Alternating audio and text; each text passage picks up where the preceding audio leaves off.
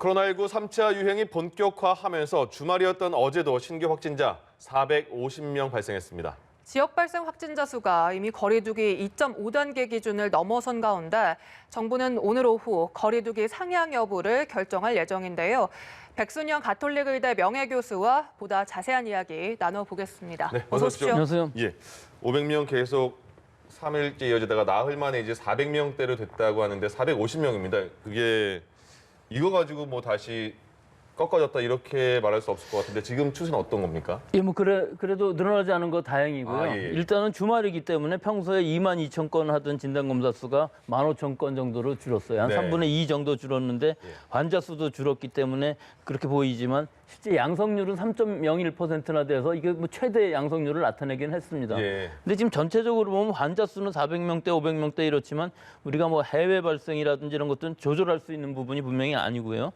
또 지금 우리 겨울철로 들어오면서 서울 수도권에서부터 일상 감염으로 시작해서 전국적으로 퍼지는 상황인데 실제로는 수도권보다 비수도권 지역의 증가율이 좀 더 지금은 빨라요. 네. 어떻게 보면은 우리 1.5단계, 2단계는 서울 수도권에만 내렸기 때문에 19일 날 1.5단계, 24일 날 2단계를 했기 때문에 이 부분의 효과가 어느 정도는 지금 보이는 것으로 보여서 네. 실제로 제일 중요한 서울 수도권에서 보면요.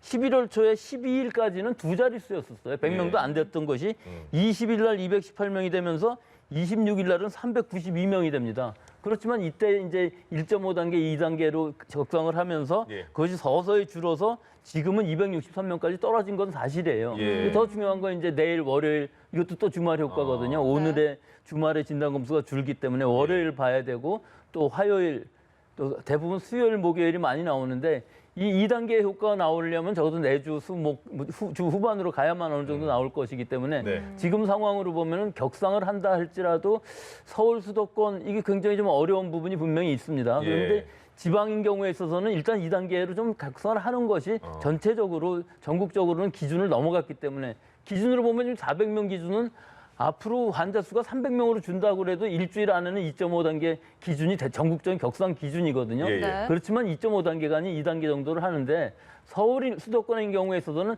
어느 정도 서울 수도권만 내렸으니까요. 격상을 했으니까 어느 정도 좀 효과를 봐가면서 결정을 해도 좀 늦지 않을 것으로 보이는 것이 네. 지금 상황 자체가 급격한 것은 없고 감소 추세는 분명히 보인다. 서울 수도권만 따로 놓고 보면은 상당히 줄어드는 것은 보이는데 이것도 또 어디서 갑자기 집단 발생이 크게 일어난다든지 하면은 알 수 없는 상황이고 진짜 1,000명 넘어갈 수도 있겠지만 예. 이 그래프 전체의 추세로만 봤을 때는 그렇게까지 위험한 상황은 아니다 그렇게 볼 수는 있겠습니다. 예. 네.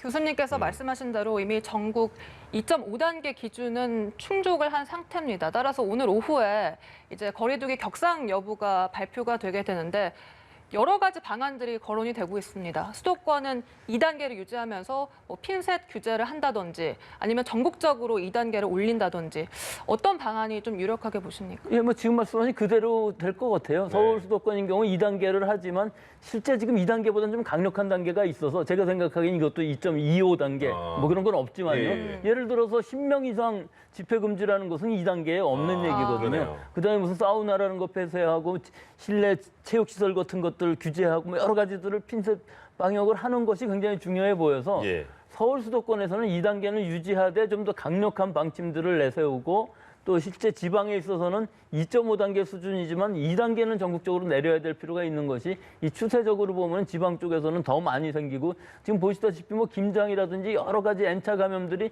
지방 쪽에서 숫자도 더 많아지고 있거든요. 예. 초기에는 서울 수도권이 대부분이었는데 네. 지금은 3분의 1을 넘어가고 있어요. 오늘만 해도 비수도권이 150명인데 수도권이 263명이거든요. 네. 이 비율이 점점 비수도권이 늘어나고 있기 때문에 결국은 뭐 우리나라 일일 생활권이라 네. 어디가 가도 마찬가지이긴 하지만 예. 서울 수도권에는 인구 밀집도가 높기 때문에 여기서부터 시작한 이 유행이 결국은 전국적으로 퍼져나가는 상황이기 때문에 예.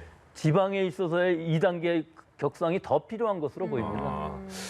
요새 보면요, 특히 이제 수능이 12월 3일인데 고등학생 확진자도 꽤 나오고 있는 상황이에요. 저희가 예전 같은 경우에는 고령인 그런 분들에 대해서 확진이 많이 된 것 같고 고등학교 학생들에 대해서는 그렇게 지금처럼 보도에 나오는 것처럼 많이 확진이 안 된 것 같다는 생각이 들었는데 최근에입니까? 왜 이렇게 그 학생들 사이에서 이렇게 확진이 많이 보고가 되는 거죠?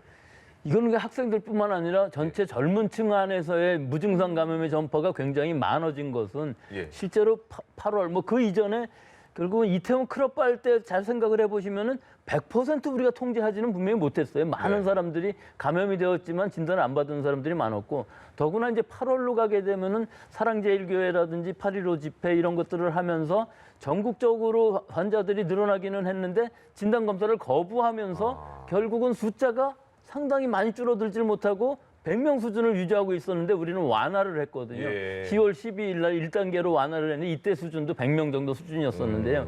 이때 무증상 감염자가 사실은 우리 지역사회에 상당히 많이 늘어났다는 것이죠. 완전히 만연된 것은 아니지만 네. 이 기본적으로 숫자가 많이 늘어난 것이 이제 겨울철로 들어가면서 젊은 사람들 사이에 이 무증상 감염, 즉 조용한 전파가 상당히 많이 확대가 되었고 예. 이것이 갑자기 이제 200명 선으로 늘어나면서 폭발적으로 20대 안에서의 환자 수가 늘어났는데 이것이 젊은 사람들이 걸려서 이 중증으로 안 간다고 해서 안심할 상황이 아닌 것이 우리 대구 신천지 때도 909명까지 올라갔었는데 대부분이 처음에는 20, 30대 신천지 교인들이었거든요. 네. 특히 여성이 많았고 하지만 뒤쪽으로 가다 보면은 고령층에서 결국은 우리가 의료 공백 상태가 나타날 정도로 심각한 병상 부족이 나타나요. 예, 예. 그렇기 때문에 지금 400~500명이 유지된다면은 이것은 학생, 젊은층, 대학생 뭐 전부 다의 직장인 전부 다의 문제이기 때문에 이것은 지금 방역도 어렵고요. 예. 무증상인 상황이기 때문에 이것이 안심할 상황이 아닌 것이기 때문에 적어도 200명 이하 수준까지는 빨리 가야 되는데 예. 지금 올 겨울의 상황을 보면은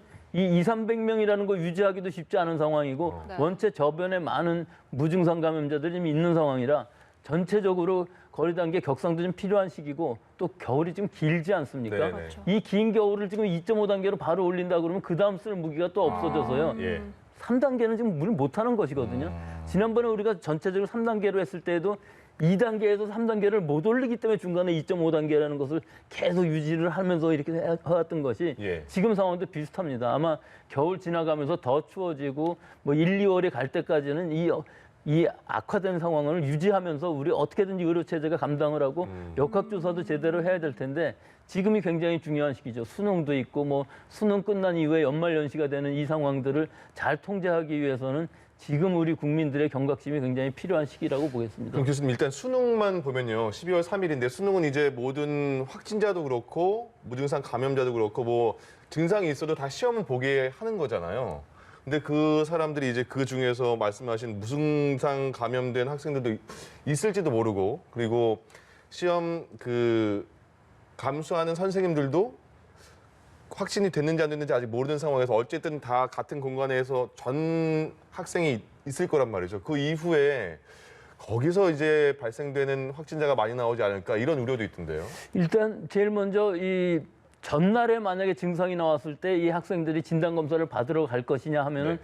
그거는 좀 아닐 것으로 보여요. 예. 왜냐하면 진단 검사를 받으러 가면 그다음에 복잡해지거든요. 그쵸. 그 시험 전날이기 때문에 일단 유증상자로 해갖고 따로 시험을 볼 가능성이 크기 때문에 네네. 실제 숨어 들어가 있는 무증상 감염자들이 상당히 있을 가능성은 있어요. 물론 예. 코로나일지 아닐지는 알 수가 없지만 예. 이런 사람들이 많이 있으면서 결국은 시험은 49만 명이 보게 되는데 네네. 엄청난 숫자입니다. 또 선생님들도 있고 예. 접촉은 분명히 어디선가 일어나긴 하고 또 환기를 아무리 잘해도 같은 공간에서 49만 명이 시험을 장시간에 걸쳐서 보고서 귀가를 하게 되면 또 그 다음 날부터는 뭐 그날도 그렇겠습니다만 시험이 끝났기 때문에 이 회의감 이런 것들이 분명히 여러 부분에서 나타날 것으로는 예. 보입니다. 그런데다가 또 이 시험이 끝난 것으로 끝이 아니라 대학 입시는 계속 진행이 돼야 되기 때문에 뭐 수시라든지 면접이라든지 이런 것들이 있으면서 실제 시험은 봤을지 몰라도 그 이후에 증상이 나타난다든지 혹은 이 검사를 받아야 되는 상황 또는 자가격리 상황 뭐 여러 가지가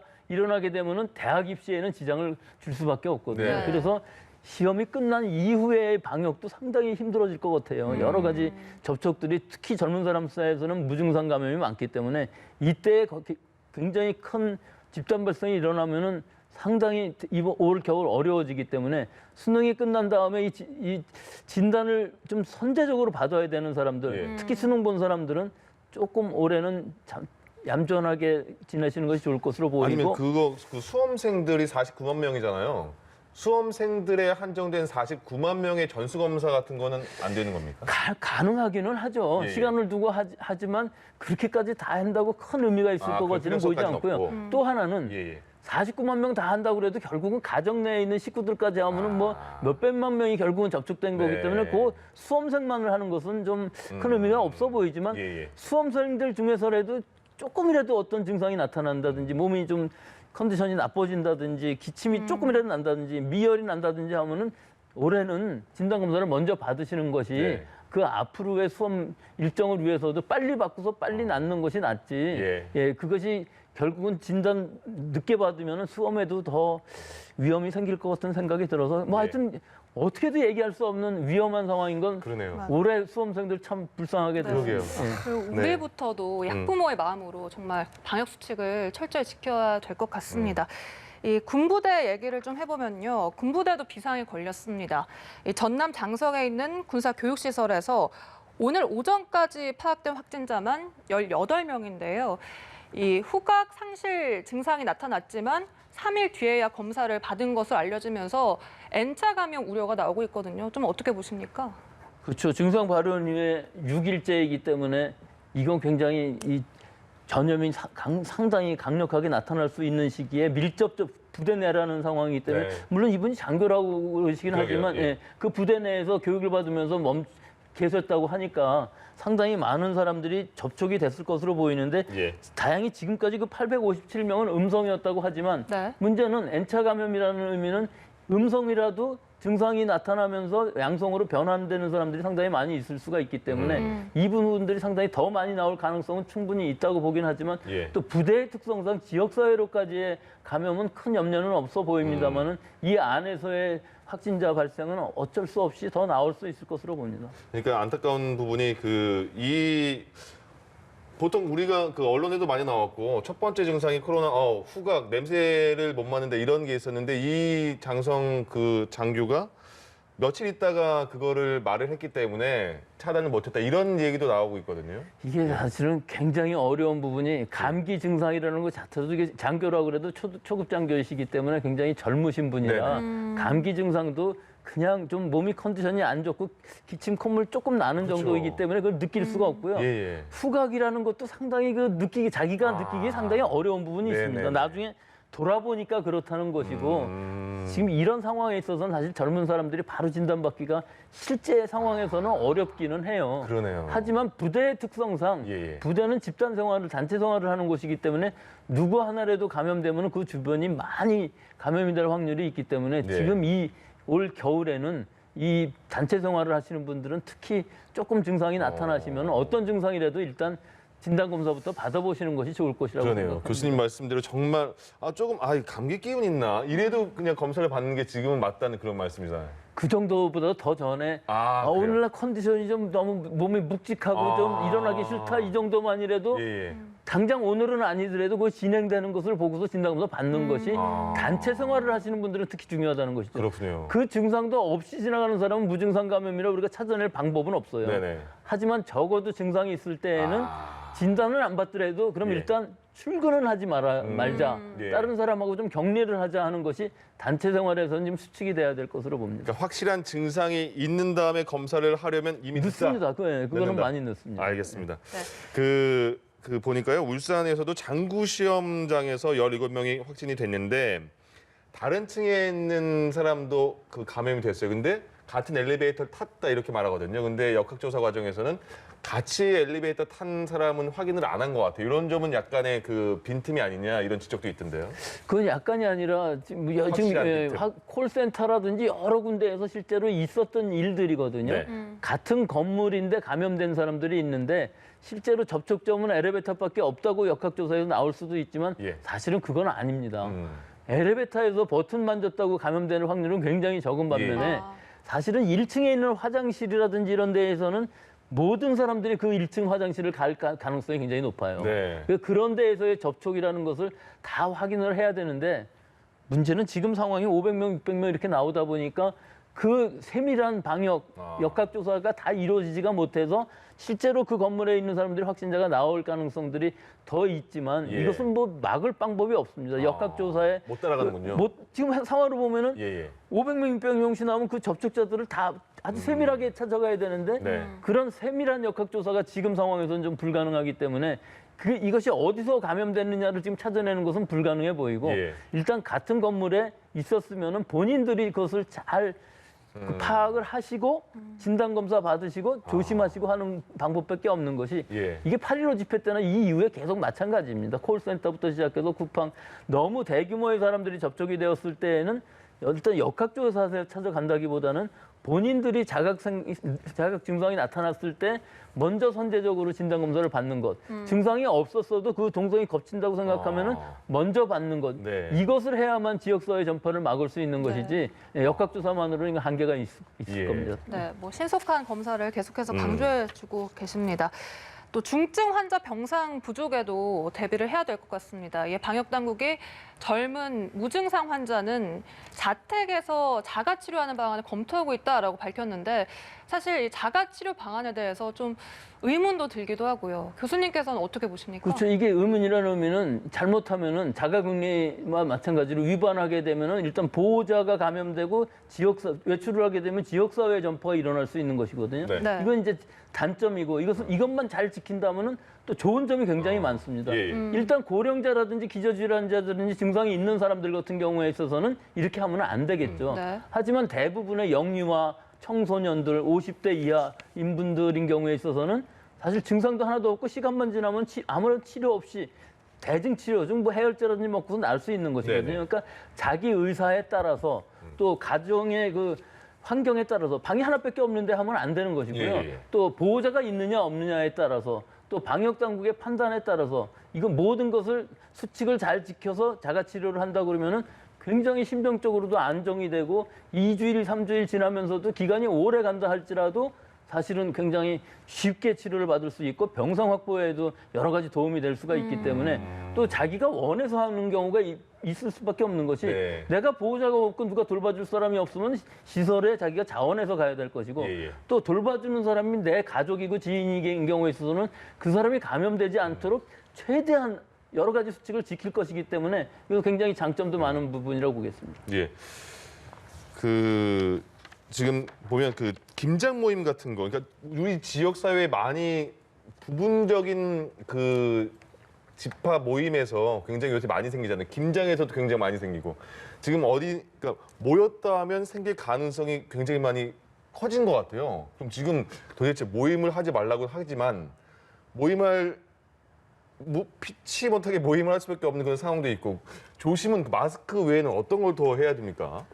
지금은 내가 같이 살고 있는 가정 안에서 감염이 굉장히 많이 일어나지 않습니까? 네. 이건 어떻게 할 수가 없어요. 하지만 내 식구들이 아닌 다른 사람들하고 만날 때에는 최대한 그 접촉은 줄여야 되겠죠. 안 예. 만나는 게 좋겠죠. 네. 하지만 우리가 뭐 사회생활을 완전히 우리 집안 식구들만 갖고 할 수는 없는 거기 그러니까요. 때문에 만나죠.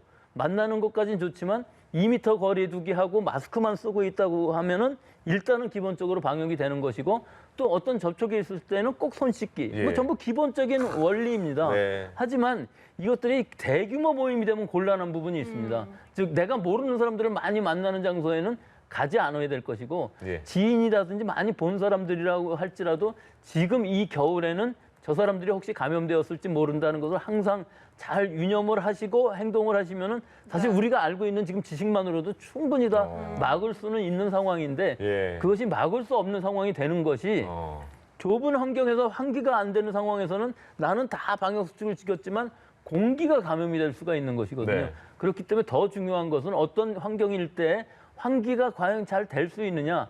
환기가 잘 안 되면 창문 열어놓고 환풍기, 선풍기 혹은 서큘레이터 같은 걸로 강제 환풍이라도 시키시고 네네. 또 이 주변 소독을 잘 하시고 또 공기의 흐름이라는 것이 굉장히 센 흐름이 있으면 곤란하기 때문에 마스크를 쓰고 있어도 감염되는 경우가 그런 예. 데서 생기는 것이거든요. 네네. 그러니까 어디를 들어가시든지 실내 환경일 경우에는 여기 지금 사람이 얼마나 있냐, 이 환경이 지금 방역이 잘 되느냐는 거를 꼼꼼히 살피시면서 각자 개인 방역을 하셔야만 예. 외부로부터 오는 감염을 막을 수 있을 것으로 봅니다. 내용은 어렵습니다. 굉장히 막을 방법은 쉬운데 네, 그게 쉬운데 잘 되네요. 안 되는 게 그러니까요. 네. 아. 일단 방역 당국은 올해 연말 연시 모임은 없는 걸로 생각해달라라고 네. 권고 부탁을 하기도 했습니다. 미국 내용도 좀 살펴보면요. 트럼프 대통령 다음 주부터 이제 백신이 긴급 사용 승인이 나면 바로 배송을 시작한다라고 밝히면서 기대감이 커지고 있거든요.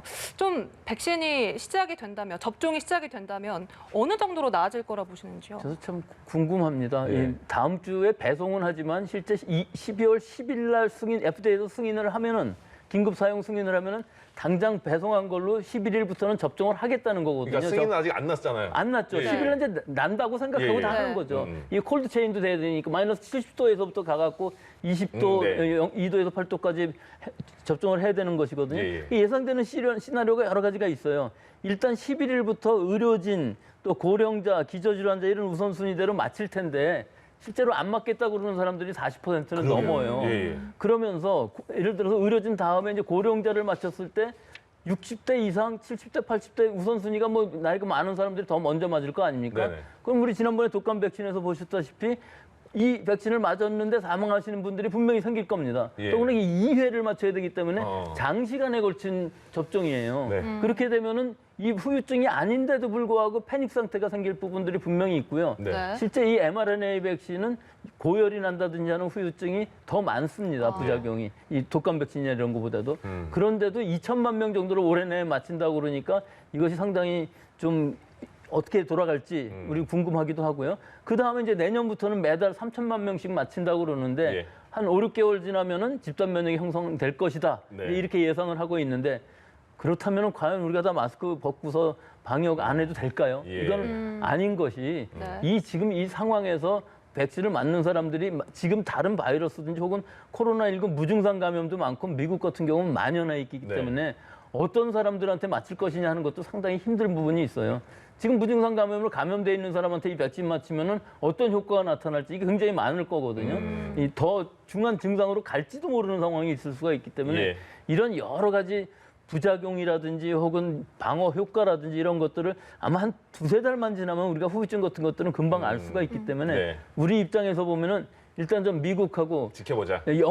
영국도 빨리 할 겁니다. 네. 영국은 아스트라제네카도 아마 빨리 될 것 같은데 이것들을 두세 달만 지켜보고 나면은 이게 어떤 상황인지 저 유통 또 접종 실제 임상에서 접종할 때는 여러 가지 문제점들이 생길 수가 있기 때문에 예. 그런 것들을 다 지켜보고 우리는 최선의 방법으로 할 수 있을 여유는 지금 뭐 400명, 500명 환자 수는 나오고 있습니다만은 네. 우리는 올 겨울은 버틸 수 있을 것으로 보이기 때문에 겨울 지나면서 잘 버티면은 이 결과는 뭐 빠른 시일 내에 나올 것으로 보입니다. 알겠습니다. 권준욱 부본부장이 이렇게 브리핑을 한 적이 있었죠. 아까 이나 앵커가 말한 것처럼 올해 연말은 모임이 없는 걸로 생각하십시오. 그래서 지인들끼리 연말에 보자 했을 때 그 캡처 사진을 답장 대신 보내면 뭐 일이 끝난다 이렇게 말이 많이 나오더라고요. 그렇게 연말 모임을 되게 참고 최소화해야지 이런 또 위기 상황이 지나지 않을까라는 생각이 듭니다. 여기까지 하겠습니다. 지금까지 카톨릭 의대 백순영 명예교수와 함께했습니다. 교수님 고맙습니다. 고맙습니다. 감사합니다.